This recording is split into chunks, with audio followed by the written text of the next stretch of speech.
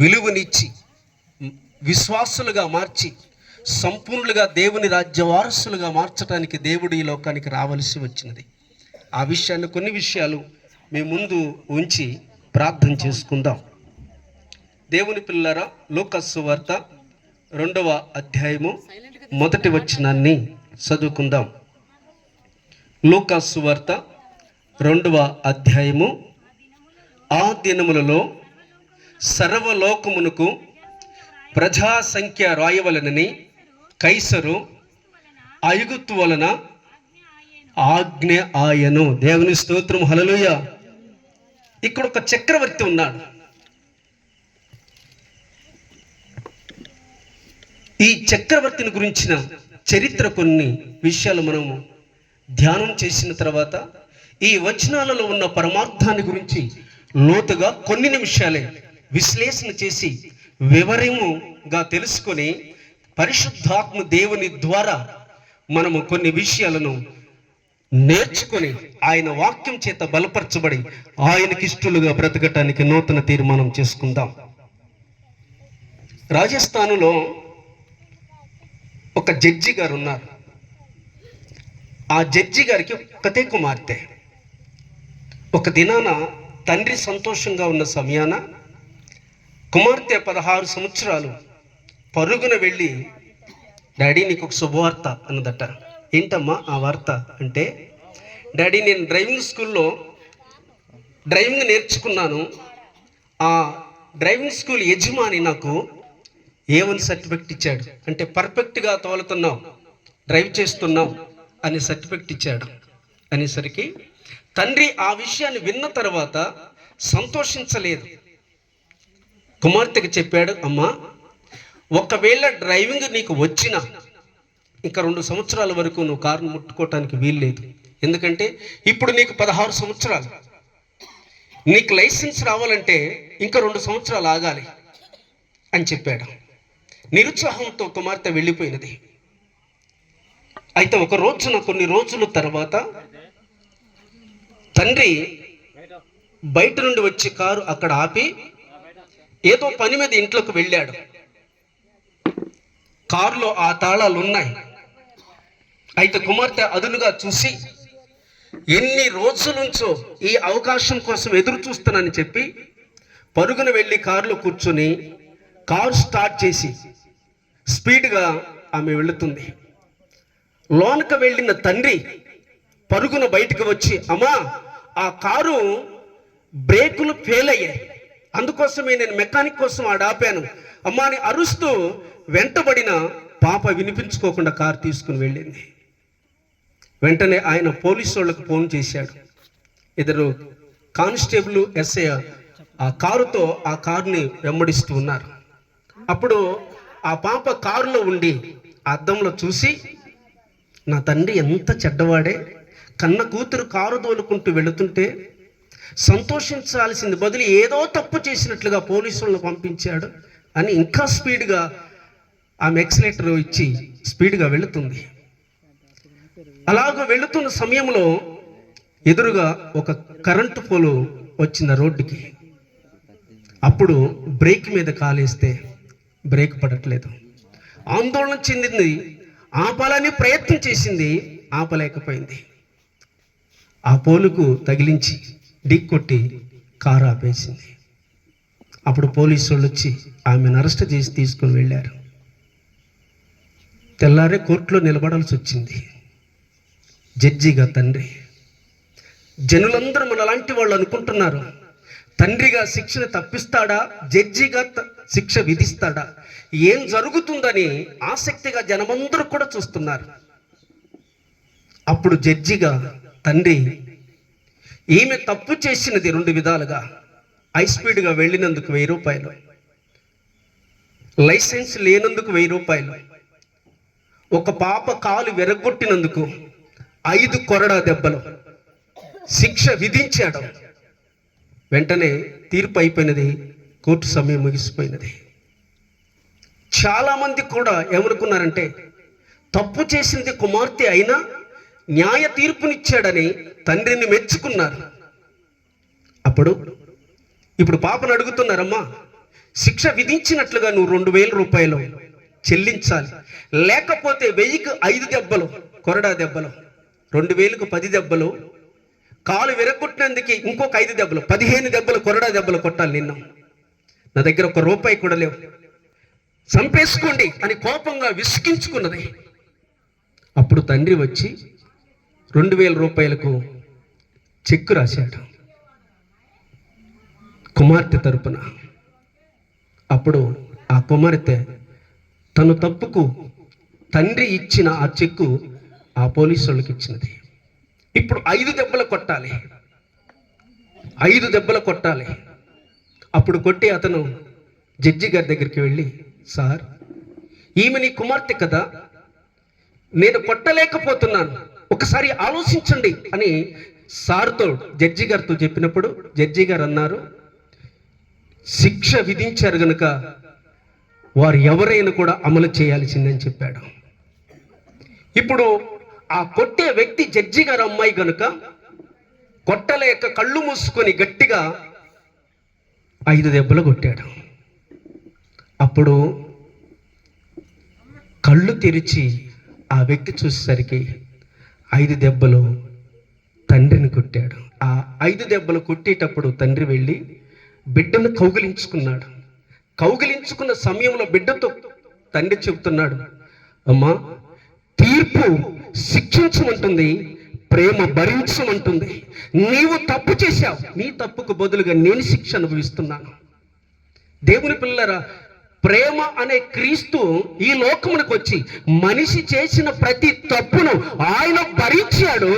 ఆయనే లోకానికి ప్రేమని నిరూపించుకున్నాడు. అందుకోసమే యేసు ప్రభువారు ఒక్కడే మానవ జాతిని ప్రేమించే ప్రేమామయుడిగా చరిత్రలో నిలిచిపోయాడు. ఆయన నిన్ను ప్రేమించింది యేసు, నీ శిక్షను భరించింది యేసు, నిన్ను బ్రతికించుడు కొరకై మరణించింది యేసు.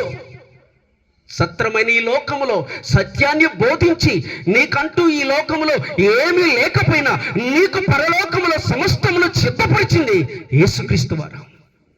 ఇలా ప్రేమించిన వారి చరిత్ర ఎవరైనా ఉన్నారా?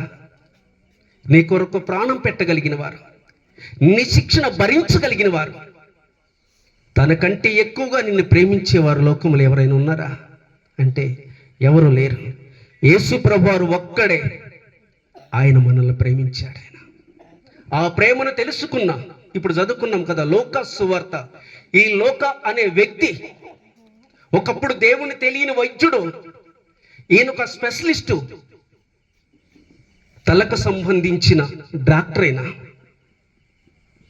అపోస్తుడైన పౌలు ద్వారా రక్షణ పొంది నిజదేవుడు ఏమిటో, లోకానికి క్రీస్తు ఎందుకు వచ్చాడో, ఆయన రక్తములో రక్షణ ఉన్నది, మానవ జాతికి నిత్య జీవం ఉన్నది, పాపమంతా క్రీస్తు రక్తం చేతనే కడగబడుతుంది, కడగబడిన వాడే పరిశుద్ధుడవుతాడు, పరిశుద్ధుడైన వాడికే పరలోకం ఉంటుంది. పరలోకము కావాలంటే క్రీస్తు రక్తములో కడగబడాలి.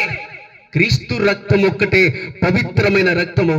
క్రీస్తు పరిశుద్ధుడు, ఆ పరిశుద్ధుడు కనుకనే ఆ పరిశుద్ధుని రక్తములోనే పరిశుద్ధత ఉంటుందని గ్రహించిన వైద్యుడైన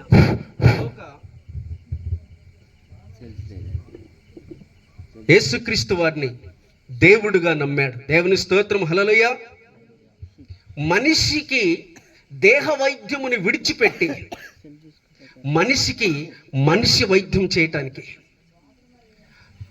దేహానికి కావలసిన ఔషధములు పంచిపెట్టిన ఈ లోక తన మనిషి జీవితాన్ని బాగు చేసే వాక్యపు ఔషధమును ప్రపంచానికి పంచిపెట్టడానికి పరమ వైద్యుని చేత పరిశుద్ధ వైద్యుడిగా మార్చబడ్డాడు. దేవుని స్తోత్రం. దేవుని పిల్ల, దేవుని ప్రేమను రుచి ఎరిగిన వారు, దేవుడేంటి ఈ లోకానికి ఎందుకు వచ్చాడో, ఆయన చేసిన త్యాగము, ఆయన రక్తములో ఉన్న సంపూర్ణ మనిషికి రక్షణ గురించి తెలుసుకున్న ఏ వ్యక్తి అయినా కూడా ఆయనకు దాసుడు కావాలి, ఆయనకు బానిసుడు కావాల్సినదే. ఎందుకంటే ఆయన ప్రేమకు లోకములో సాటి లేదు, ఆయన ప్రేమకు ఆయన ప్రేమే పోటీ. దేవుని స్తోత్రం. అంత ప్రేమ కలిగిన వాడు యేసు ప్రభువారు. కనుకనే వైద్యుడు వైద్యం విడిచిపెట్టి క్రీస్తుకు దాసుడుగా, యేసు ప్రభువారికి దాసుడుగా మార్చబడ్డాడు.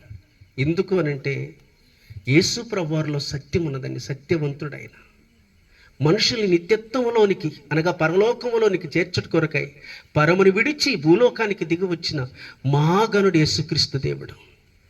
నిన్ను ప్రేమిస్తున్నానని చెప్పినవాడు యేసుక్రీస్తు వారు. నీ కొరకు నరుడుగా ఈ లోకానికి వస్తానని చెప్పినవాడు యేసుక్రీస్తు వారు. నీ కోసం ఏం చేస్తానని చెప్పాడో సమస్తము చేసిన గనుడే యేసుక్రీస్తు వారు. కనుక ఇలాంటి త్యాగం చేసేవాళ్ళు, ఇలాగ ప్రేమించేవారు ఎవరూ లేరు. ఆయనకు సాటి లోకాన ఎవరూ లేరు. ఆయనకు ఆయనే సాటి, ఆయనకి ఎవరూ లేరు పోటీ. దేవుని స్తోత్రం. కనుక దేవుని పిల్లర, అంత గొప్ప దేవుని దేవుడుగా కలిగిన మనకంటే గొప్ప అదృష్టవంతులు మరొకరు లేరు అనే విషయాన్ని మనము గమనించాలి. దేవుని స్తోత్రం. హల్లెలూయా. ఔగుస్తు అనే ఈ చక్రవర్తి ఆక్టోవియస్ అనే పేరు కలిగినవాడు. ఇతను జూలియస్ సీజర్ కుమారుడు. ఇతను ఈ సీజర్కి కుమారులు లేరు కానీ ఇతను సాదుకున్నాడు, పెంచుకున్నాడు. ఆక్టోవియస్ అనే ఈ చక్రవర్తి క్రీస్తుకు పూర్వం 27వ సంవత్సరం నుండి క్రీస్తు శకం 14 సంవత్సరం వరకు రోమా సామ్రాజ్య చక్రవర్తిగా పాలన చేశాడు. జాగ్రత్తగా ఆలోచించాలి. ఇతను పుట్టిన సంవత్సరము క్రీస్తు శకము 63 అక్టోబరు 23వ సంవత్సరములో జన్మించాడు. ఈ కాలంలో యేసు ప్రభువారు జన్మించాడు. ఈ కాలంలో యేసు ప్రభువారు జన్మించాడు. ఇంత చరిత్ర కలిగిన వాడు యేసు ప్రభువారు. ఏ రాజుల కాలంలో జన్మించాడో, ఏ రాజులు ఈ లోకమును లేక ఈ దేశాలను పాలిస్తున్న కాలంలో యేసు ప్రభువారు జన్మించాడో, చరిత్రతో సహా కూడా క్రీస్తును గురించిన చారిత్రకమైన రుజువులు ఉన్నాయి. ఆయన రుజువులు లేకుండా లేడు. నేను దేవుణ్ణని సమస్త విషయాల్లో ఆయన రుజువుపరిచిన దేవుడు యేసుక్రీస్తు వారు. ఎంత గొప్ప విశేషం అండి. ఈయన పరిపాలన చేస్తున్న కాలంలో యేసు ప్రభువారు జన్మించాడు. ఆయన చాలామంది లోకంలో పుట్టారు, గిట్టారు. చరిత్రహీనం ఎప్పుడు పుట్టారో, ఎవరి కాలంలో పుట్టారో, ఏ రాజు పాలన చేస్తున్న కాలంలో పుట్టారో కూడా తెలియదు. యేసు ప్రభువారికి చరిత్ర ఉందండి. చరిత్ర రుజువు పలుకుతుంది. ప్రకృతి కూడా యేసుని గురించి, యేసు ప్రభువారి గురించి వార్త లోకములకు అందిస్తున్నది. ఈ ప్రకృతి కూడా మనిషికి బోధ చేస్తుంది. యేసు ప్రభువారు మహా గొప్ప దేవుడైన, మహాశక్తి సంపన్నుడైన. కనుక కొంతకాలానికి ఈయన తన పేరును అగస్టిస్గా మార్చుకున్నాడు. అగస్టిస్గా మార్చుకుని ఇప్పుడు ఆగస్టు నెల, అగస్టిస్ అంటే నేను గొప్పవాడును అర్థం. ఇప్పుడు ఆగస్టు నెల ఉంది కదా, ఆగస్టు నెల అనే నెల ఈ అగస్టిస్ అనే పేరు నుండి వచ్చినది. ఆయన ఇష్టపడి ఆ నెలకు తన పేరు పెట్టుకున్నాడు. ఆగస్టు నెల లేదు అంటే మనం లేనట్టు లెక్క. ఈనాడు డేటు లేకుండా ప్రామిసరీ నోట్ రాయాలన్నా డేట్ కావాలి, ఉత్తరం రాయాలన్నా డేట్ కావాలి, సెల్లో నుండి నువ్వు మెసేజ్ పంపించాలన్నా డేట్ కావాలి, ఫొటోస్ పంపించాలన్నా డేట్ కావాలి. ఈరోజు డేట్ లేకపోతే బ్రతుకు వెళ్ళదు. డేటు ఎలా వచ్చినది? యేసుక్రీస్తు పుట్టడం వలన వచ్చింది. నోటితో ఒప్పుకోకపోయినా డేట్ వేసి యేసుక్రీస్తును దేవుడిగా నమ్ముతున్నాను. ఈనాడు క్రీస్తు ద్వారా పుట్టిన డేటు ఉన్నది అంటే యేసుక్రీస్తు వారు ఉన్నాడు అని అర్థం. దేవుని స్తోత్రం. కనుక దేవుని పిల్లరా, డేట్ లేకుండా, సంఖ్య లేకుండా ఏది రోజు వెళ్ళదు మనిషికి. ప్రతి విషయంలో కూడా డేట్ వేయాల్సినదే. క్రీస్తు శకము, క్రీస్తుకు పూర్వము డేట్ వేస్తున్నామంటే నీ చేయితో యేసు ప్రభువుని దేవుడని ఒప్పుకుంటున్నావు. దేవుని స్తోత్రం. హల్లెలూయా. ఈ కాలంలో దేవుడు పుట్టాడు, యేసు ప్రభువు పుట్టాడు. 2 రాష్ట్రాలకు గవర్నర్గా ఉన్న కురేని అనే వ్యక్తి, ఈయనకు ఒక చరిత్ర ఉంది.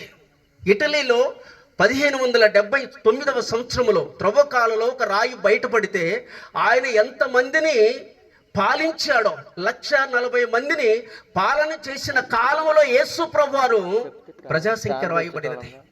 ప్రతిదీ చరిత్ర ఉంది. యేసు ప్రభువారు జన్మించే కాలంలో చరిత్ర ఉంది. చరిత్ర లేకుండా, రుజువు లేకుండా, గుడ్డిగా లేదు యేసు ప్రభువారి జన్మ. ఏదో కథ కాదు యేసు ప్రభువారి గురించి. అద్భుతము, ఆశ్చర్యం. ఆ కాలంలో యేసు ప్రభువారు జన్మించాడండి. ఎక్కడ జన్మించాడు ఆయన? సత్రములో జన్మించాడు. భగవంతుడై ఉన్న దేవుడు, సర్వలోకమును సృష్టించిన దేవుడు, సకల జనులు సృష్టించిన దేవుడు, సకల శరీరులకు దేవుడై ఉన్న దేవుడు ఎందుకు దీనుడుగా రాజుల వంశంలో లేక రాజు కోటలో జన్మించక ఆయన సత్రములో ఎందుకు జన్మించవలసి వచ్చినది? పరమార్థాన్ని గ్రహించి మనము ముగించుకుందాం కొన్ని నిమిషాలలో. దేవుని పిల్లరా, లోకము ఒక సత్రము లాంటిది. ఈ లోకమంతా కూడా సత్రములో నివాసం చేసే ఎవరు కూడా సత్రము సొంతం కాదు.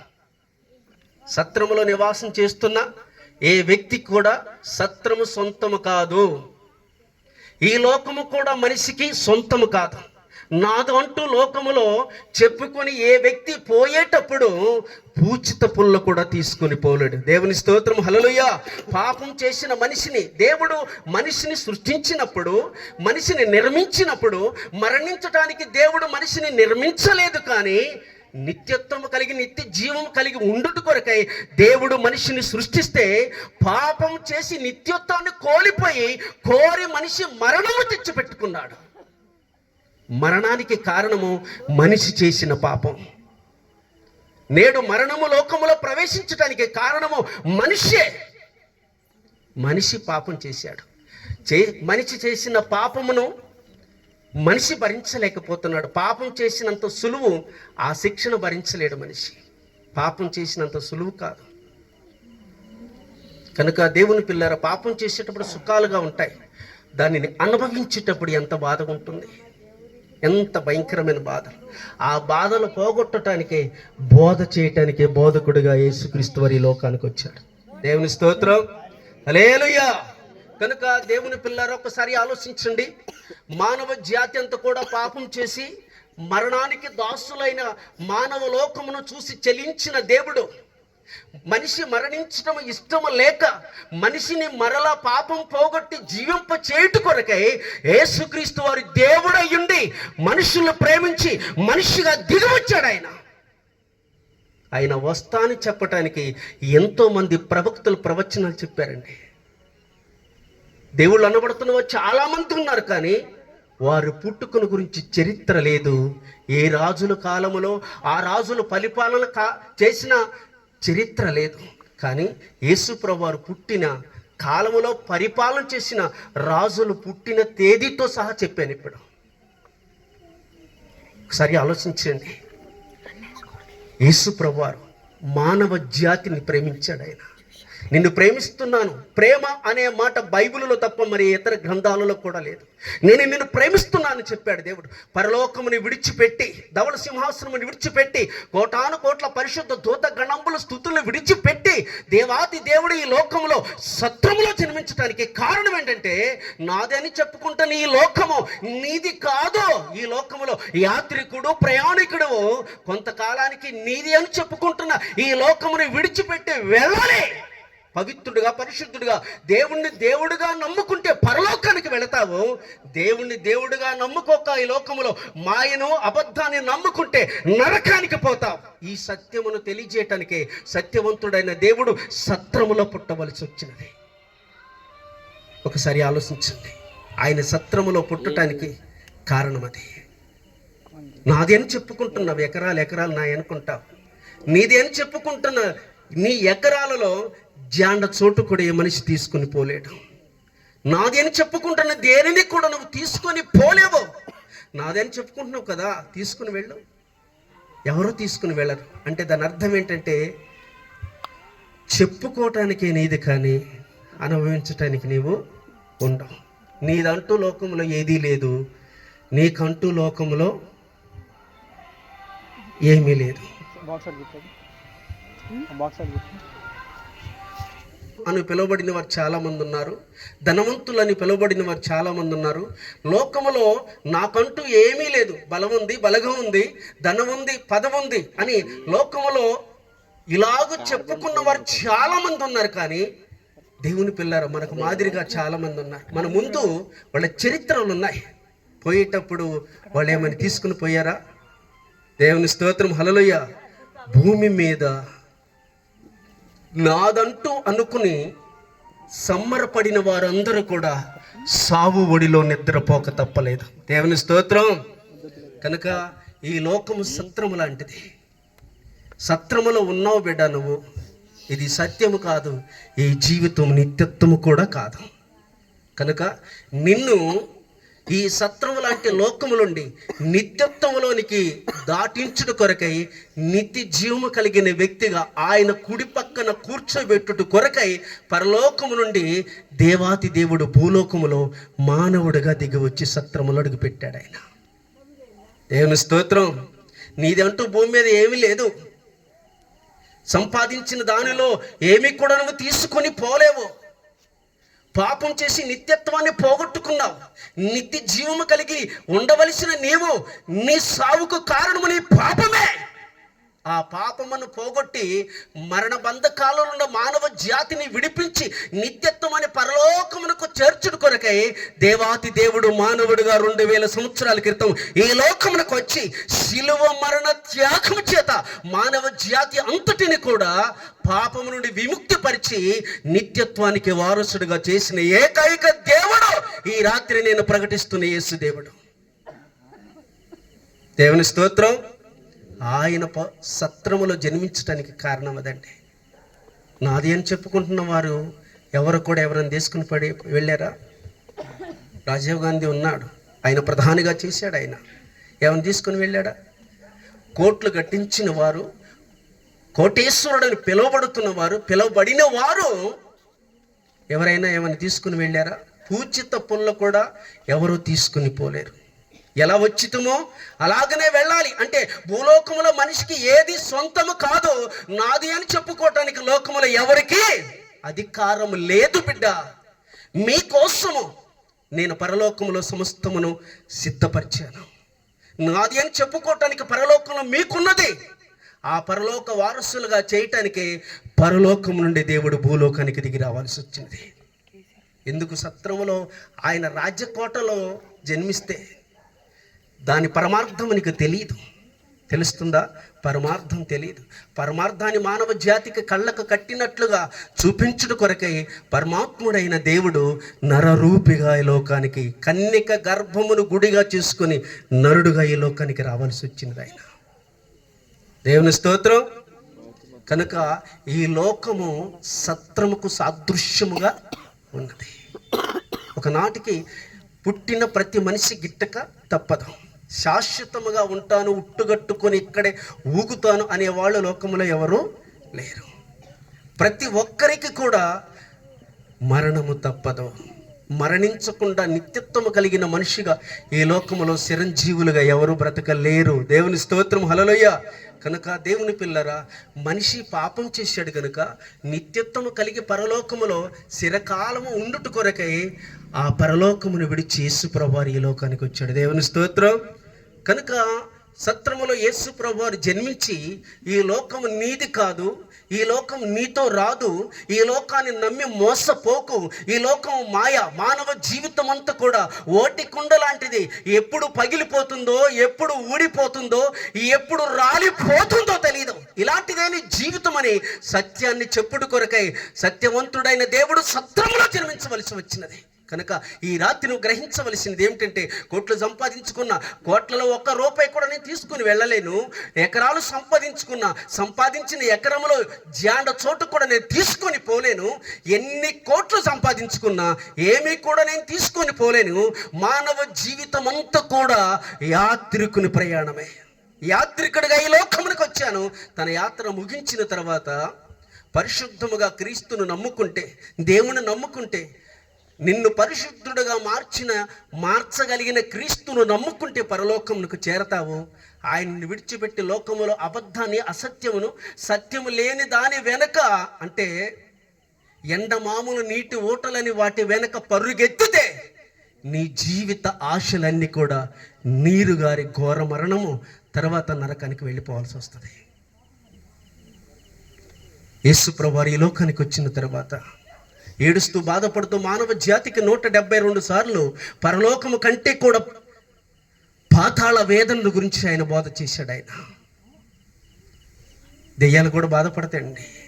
యేసు ప్రభువుని దెయ్యాలు ప్రార్థన చేస్తున్నాయి. యేసయ్యా, పాతాళ లోకమునకు మమ్మ పంపించొద్దయ్యా, ఆ యాతన మేము భరించలేము, ఆ బాధ కలిగిన ఆ స్థలములో మేము ఉండలేము.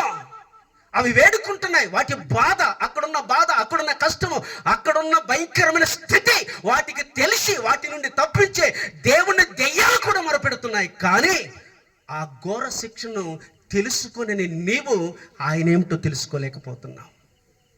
అందుకోసం ఇంకను చాలామంది పాపం చేస్తున్నారు. దేవుని పిల్లరా, ఈ రాత్రి ఈ వాక్యం వింటున్న నీవు భరించలేవు.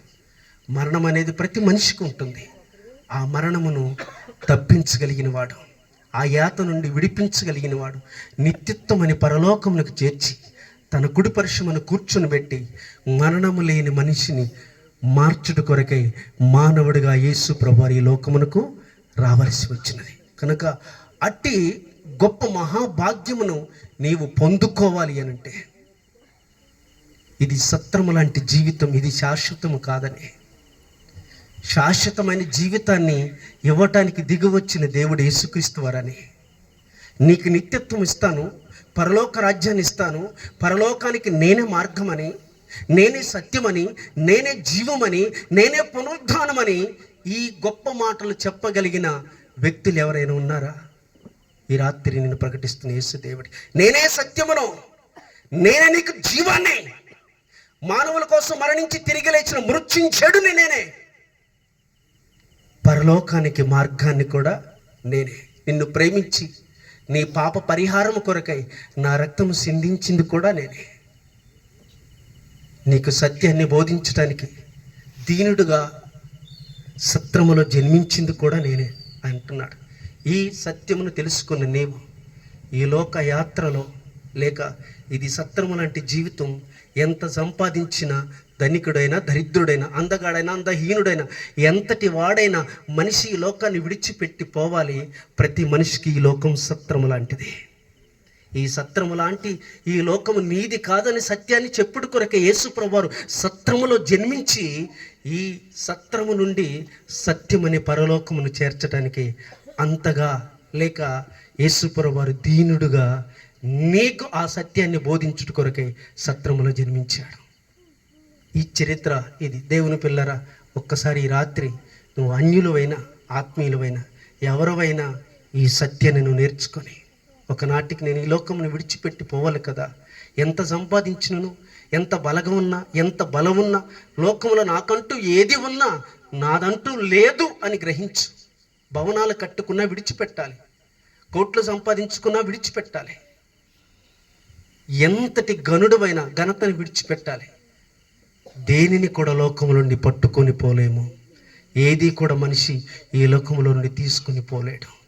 ఇది పరలోకానికి పాతాళానికి మధ్య ఉన్న స్థితిగతిది. దీనిని తప్పించి మోక్షానికి, లేక పరలోకమునకు, వైకుంఠమునకు చేర్చడానికి పరమాత్ముడైన దేవుడు నరరూపిగా 2024 సంవత్సరాల క్రితము మానవుడిగా దిగి రావాల్సి వచ్చినది.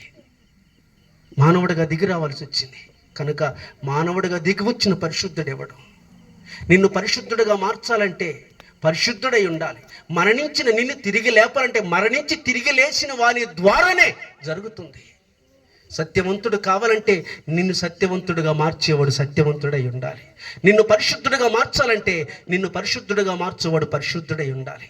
కనుక నేను ఈ రాత్రి ప్రకటిస్తున్న దేవుడు సత్యవంతుడు, పరిశుద్ధుడు, పరమును విడిచి లోకమునికి దిగి వచ్చిన దైవమానవుడే యేసుక్రీస్తు వారు. గ్రహించి యేసుక్రీస్తు నిజమైన దేవుడని మనస్ఫూర్తిగా నువ్వు నమ్మి ఆయనను ఆరాధిస్తే నిన్ను ఆత్మీయుడిగా మారుస్తాడు. మరణము లేని మహాపట్టణమైన పరలోకంలో ఆయన కుడి పరుషము నిన్ను కూర్చోబెట్టి పరలోకపు ఆనందానికి నిన్ను దేవుడు వారసులుగా చేస్తాడు. నీ శిక్షను భరించినవాడు, నీ బాధను సహించినవాడు, నీ మరణమును భరించి నీ బాధలన్నిటిలో నెమ్మదినిచ్చిన గనుడు యేసుక్రీస్తు దేవుడు. కనుక యేసుక్రీస్తు దేవుణ్ణి సొంత రక్షకుడుగా అంగీకరించి ఆయనే నిజమైన దేవుడని తెలుసుకొని ఆయన కొరకు నువ్వు జీవిస్తే లోకం విడిచిన తర్వాత దేవుడు నీ కొరకు సిద్ధపరిచిన, లేక నీ కోసం సంపాదించిన, నీ కోసం కట్టిన బంగారపు బాటలు వీధులు కలిగిన పరలోక రాజ్యాన్ని దేవుడు నీకు సొంతముగా స్వాస్థ్యముగా ఇస్తాడు. దేవుడు ఆ కృప మనకు అనుగ్రహించి నడిపించును గాక.